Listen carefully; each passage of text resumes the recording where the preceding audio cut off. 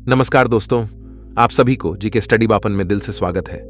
दोस्तों, गौतम बुद्ध की शिक्षा हर किसी के जीवन को एक नई दिशा दे सकती है। अगर आप भी इसे मानते हैं तो कमेंट्स में नमो बुद्धाय लिखकर वीडियो को लाइक जरूर करें। तो चलिए शुरू करते हैं इस कहानी को।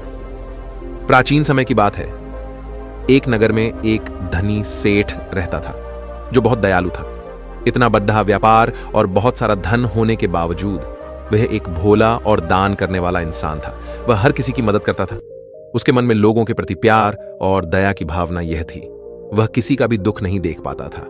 उसके इतने दयालु और भोलेपन की वजह से उसके आसपास के लोग उसकी इसी बात को उसकी कमजोरी समझकर उसका फायदा उठाते थे। कुछ लोग उस सेठ के सामने झूठ मूठ का रोना रोकर उससे पैसे उधार ले जाते थे। सेठ अमीर तो था ही और ऊपर से दयालु भी। जब वह सेठ उन लोगों की दुखी हालत देखता था, उनकी परेशानियां सुनता, तो उसका मन उदास हो जाता था।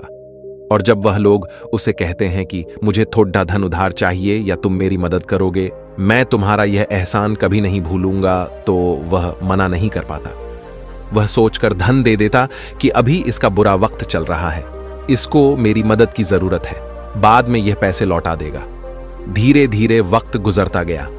लोग उस सेठ के आगे बिना बात के ही रोने लगता था और उसका धन ले जाते और कभी वापस नहीं करते। सेठ भी कभी धन वापस नहीं मांगता था। उसको लगता था कि जब इसका बुरा वक्त गुजर जाएगा तो धन वापस कर देगा। लेकिन कहते हैं ना कि हर सुबह के बाद रात होती है, हर सुख के बाद दुख आता है और दुख के बाद सुख आता है। ठीक उसी तरह उस सेठ के साथ भी हुआ। कुछ सालों बाद उसे 5 धन कम होने की वजह से उसके व्यापार में माल भरने के पैसे कम होने लगे और इसके वजह से उसके दुकान पर अब ग्राहक भी कम होने लगे, क्योंकि जो सामान उन ग्राहकों को चाहिए था वह सामान उस व्यापारी के पास खत्म होने लगा था और उस सामान को लाने के लिए अब उसके पास इतना धन भी नहीं था। धीरे धीरे सेठ का धन समाप्त हो गया। एक समय था जब वह सेठ अपने नगर के अमीर लोगों में गिना जाता था, पर आज उसके पास पैसे नहीं थे। ऊपर से ढेर सारा कर्ज उसे बाजार से लेना पड़ा। उसे समझ नहीं आ रहा था कि वह क्या करे। उसने महात्मा बुद्ध के बड़े चर्चे सुन रखे थे। उसे यह पता था कि उसके बहुत मित्रों ने उनके पास जाता था अपने जीवन के सही मार्गदर्शन लिए, और वह जो ध्यान देते हैं वह काफी जिंदगियां सुधार चुका है। उसने निश्चित किया कि अब तथागत गौतम बुद्ध ही उनकी समस्या का हल बताएंगे।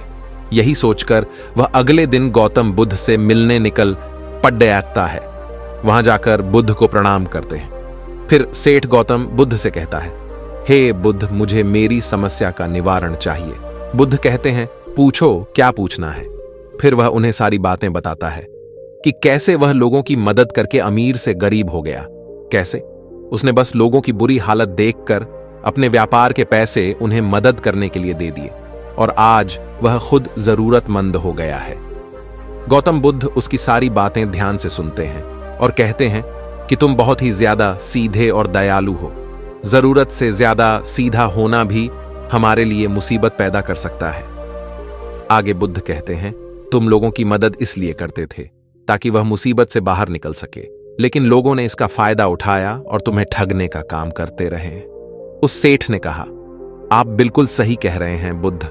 मेरे दुखों का कारण मेरा ज्यादा सीधा होना, सरल होना और दयावान होना ही लग रहा है, लेकिन मैं अब क्या करूं? मुझे रास्ता बताइए। क्या मैं बुरा बन जाऊं, दया निकालकर फेंक दूं, निर्दयी हो जाऊं? क्या अच्छा ही करने की कोई कीमत नहीं?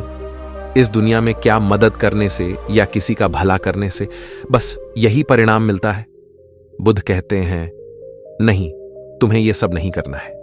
कई बार तुमने देखा होगा कि जो व्यक्ति ज्यादा अच्छा होता है उसे उतना ही ज्यादा दुख मिलता है। इसका सीधा कारण है कि वह अपने अधिकारों को सामने वाले की इच्छाओं से कम दर्जा देता है और फिर उसे जब भी आपसी अनबन होती है तो उसे अधिक तकलीफ होती है।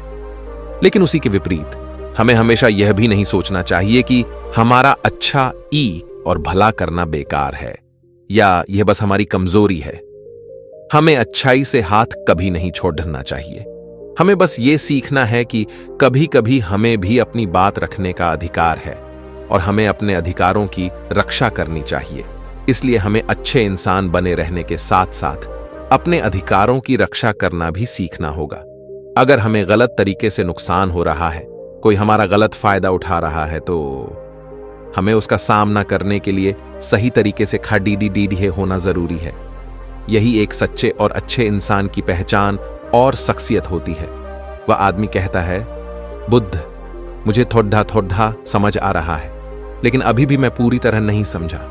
इस पर बुद्ध कहते हैं, चलो मैं तुम्हें एक कहानी सुनाता हूं, उसके बाद तुम्हें समझा जाएगा कि तुम्हें क्या करना है और क्या नहीं करना है। बहुत समय पहले की बात है। एक जंगल में एक भेददार रहती थी। उस भेद ने एक को जन्म दिया। वह मेमना बहुत ही सुंदर था। उसके शरीर पर बहुत ही चमकदार घने बाल थे। वह बहुत ही सुंदर लगता था। भेड़ भी अपने से बहुत प्रेम करती थी और उसका बहुत अच्छे से देखभाल भी करती थी।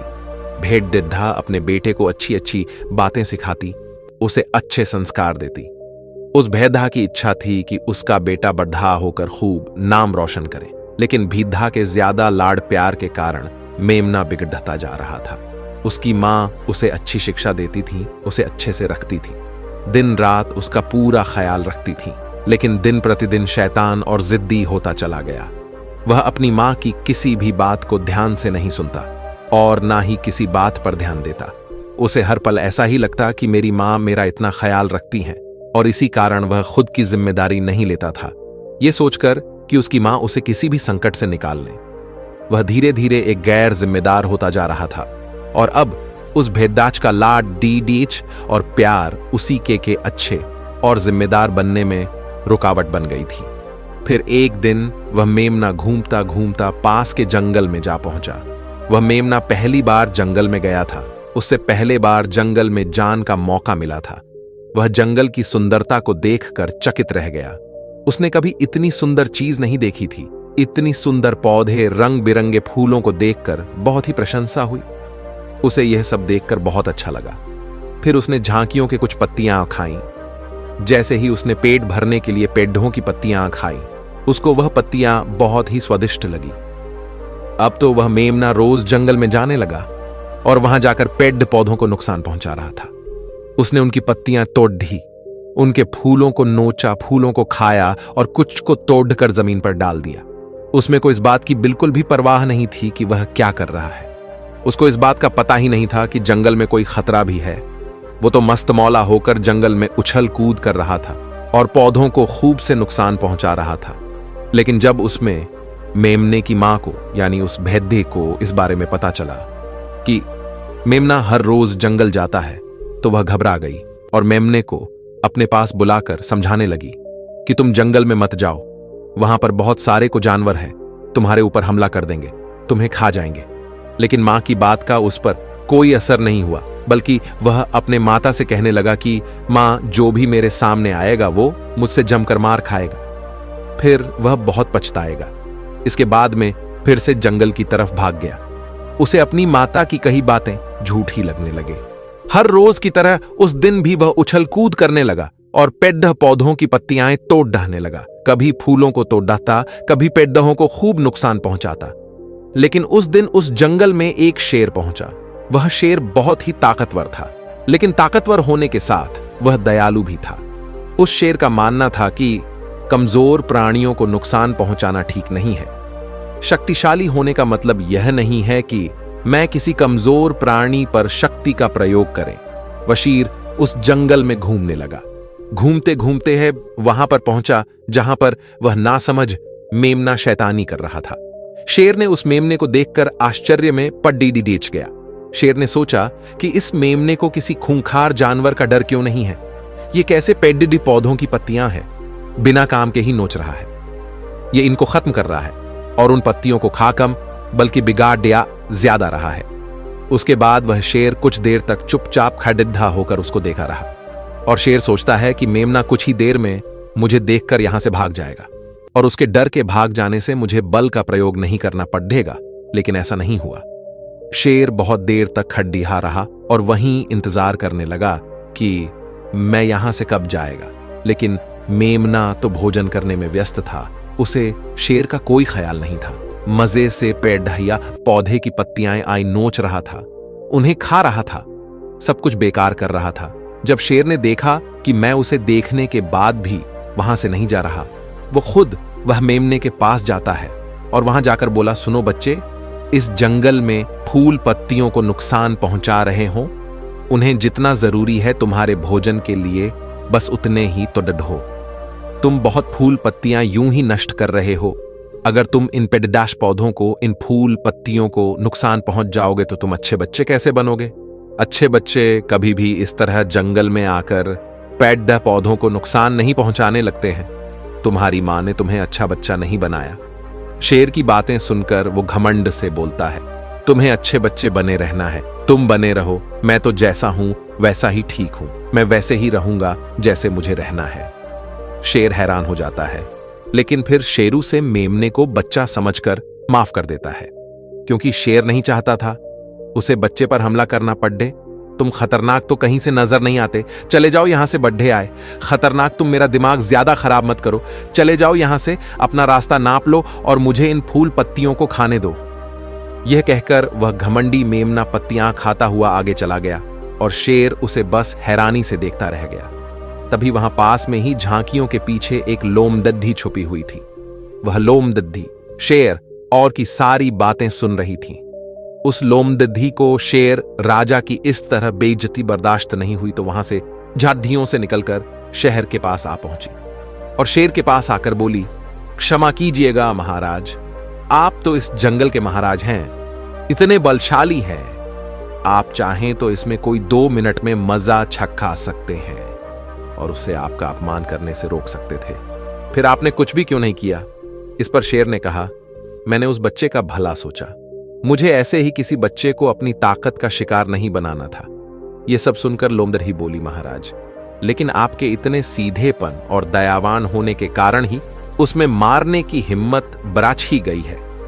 वह आपके सीधेपन का गलत फायदा उठा रहा है और जंगल में इधर उधर घूम रहा है और पेड़ पौधों को नुकसान पहुंचा रहा है।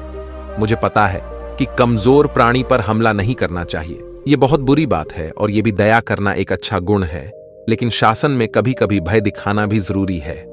आपकी यह बात सही है कि प्रजा के साथ दयालुता का व्यवहार करना चाहिए, लेकिन इसके साथ साथ यह भी जरूरी है कि उनके मन में राजा के प्रति डर भी हो, ताकि वह इस तरह के अपराध ना करे, कोई मर्यादा ना तोड़ दें। लोमदद्दी की बात सुनकर जंगल का राजा शेर लोमदद्दी से कहता है, क्या ऐसा हो सकता है कि मेमने को भय दिखाकर हम उसे काबू में कर सके, जिससे कि उसमें सुधार आए और उसमें हमने को किसी तरह का नुकसान भी ना पहुंचे, जिससे कि वह जंगल के पेड़ पौधों को कोई नुकसान न पहुंचाए? फिर शेर कहता है, लोमदद्दी, क्या तुम ऐसा कर सकती? शेर के बात सुनकर लोमदद्दी कहती हैं, जी हां महाराज, बिल्कुल, मैं ऐसा कर सकती हूं कि वह डर भी जाए, सुधर भी जाए और उसे कोई नुकसान भी ना हो। उसे इतना डरा दूंगी कि वह जंगल में कभी दोबारा घुसने की हिम्मत नहीं करेगा। मैं उसे इस तरह डराऊंगी कि उसके मन में भय बैठ जाएगा। फिर वह जंगल के पेड़ पौधों को भी नुकसान नहीं पहुंचाएगा और साथ ही साथ मैं उसको कोई भी नुकसान नहीं पहुंचने दूंगा। फिर लोमदद्दी कहती है कि उसकी मां तो उसे कभी सुधार नहीं पाई, लेकिन मैं उसे जरूर सुधार दूंगी। लोमदद्दी की बातें सुनकर शेर ने बोला, अच्छा ठीक है, तुम कोशिश करके देखो, अगर तुम्हें इसमें सफलता मिल जाती है तो मैं तुम्हें जंगल के सभी जानवरों के सामने इनाम दूंगा। शेर की बातें सुनकर लोमदद्दी बहुत खुश हुई।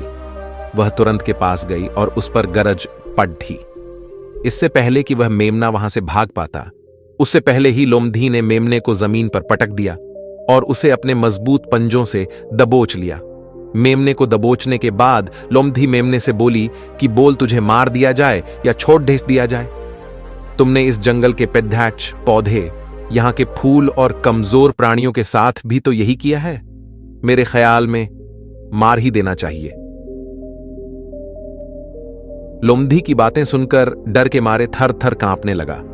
फिर वह लोमदद्दी से बोलने लगा, मुझे माफ कर दो, मुझे छोड़ डाह दो, मुझे यहां से जाने दो। मैं कभी भी जंगल की तरफ नहीं आऊंगा, ना ही कभी पेड़ पौधों को कोई नुकसान पहुंचा दूंगा और अब मैं कभी कोई गलती नहीं करूंगा। तब लोमदद्दी ने पकड़ की। जैसे ही कि पकड़ ढीली हुई, वह जोर जोर से भागने लगा। वह गिरता उठाता भागता हुआ अपनी मां के पास जा पहुंचा। उधर लोमदद्दी शेर के पास गई और सर झुकाकर बोली, देखा महाराज, ताकत के साथ दिमाग का प्रयोग करना भी बहुत जरूरी होता है, तभी लोग हमारा सम्मान करते हैं, तभी हमारी अच्छाई का गलत फायदा नहीं उठाया जाएगा। लोमदद्दी की बात सुनकर शेर लोमड़ी की योग्यता से प्रभावित हुआ। उसने लोमड़ी को सारे जानवरों के सामने इनाम दिया। उधर वह मेमना घबराए हुए अपनी माँ के पास पहुंचा और अपनी माँ से आकर लिपट गया और माँ से क्षमा मांगने लगा। माँ, मुझे क्षमा कर दो, मैंने आपकी बात कभी नहीं मानी। आप मुझे हमेशा सही कहती थी कि जंगल में बहुत खतरनाक जानवर रहते हैं। आज के बाद मैं कभी भी उसे जंगल में नहीं जाऊंगा। फिर बुद्ध उस व्यापारी को कहते हैं, देखा बेटा, इतने अच्छे मत बनो कि लोग तुम्हें खा जाएं, और ना ही इतने कड्ढवे बहनों की लोग तुम्हें खाए ही नहीं। जरूरत से ज्यादा अच्छा बनना इंसान को दो हक देगा। लोग उसका सम्मान नहीं करेंगे बल्कि उसे पागल समझेंगे। गौतम बुद्ध सेठ से कहते हैं, अगर शेर भी अच्छा बनने का दिखावा करेगा या फिर अच्छा बनकर रहेगा तो लोग उससे डरने की बजाय उसे पागल समझेंगे।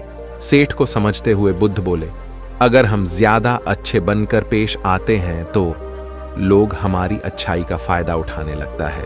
तुम लोगों के लिए भले उनकी मदद करते हो, वही लोग भोले बनकर तुम्हें ठगने की कोशिश करेंगे। तुम्हें लोगों की मदद करना छोड़ देना नहीं, बल्कि समस्या सुनकर उसे धन देने की बजाय उन्हें समाधान देने की कोशिश करो।